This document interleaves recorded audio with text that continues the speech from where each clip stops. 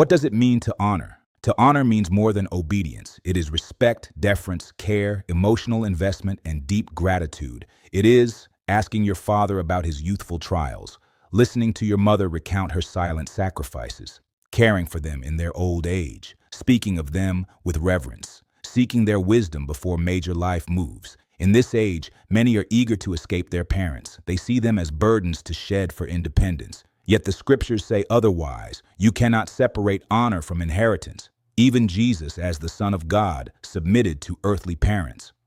The Western error, relationship, roots. Western culture has glorified the idea of leaving one's parents prematurely for romantic or personal fulfillment. It equates maturity with distance, independence with superiority. You see it in Hollywood, in music, even in therapy. Cut them off if they offend you. Honor yourself first. But what does that produce? A generation with wealth but no wisdom. Families disjointed and cold. Aged parents abandoned in care homes. A spiritual orphanhood where no one has roots. Even biblically, a man is to leave his father and mother and cleave to his wife. But that leaving is not dishonor, it's transition, not abandonment. The fifth commandment is never revoked in the name of adulthood.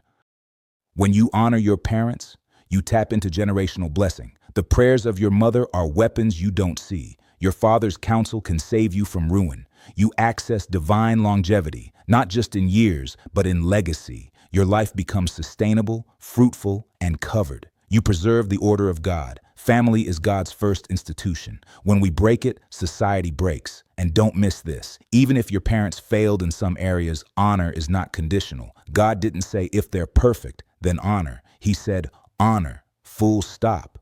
You honor the office, the sacrifice, the vessel God used to bring you forth. Your father may not have a degree. Your mother might speak broken English. But do you know the demons they fought so you could live? You see, in many African cultures, despite the flaws of our parents, we still pour water for them to wash their hands. We kneel when greeting. We serve them food first. That's not oppression. That's wisdom. That's honor. But today's world mocks that. We laugh at village values. We idolize independence. But here's the truth. Independence without honor is rebellion in disguise. When you break this commandment, many people don't realize that dishonoring your parents can short-circuit your destiny. I'm not talking about superstition. I'm talking about spiritual law. If you cut off your mother because she's too old school, if you ignore your father because he failed at business, you cut yourself off from the very oil that God might use to anoint your future.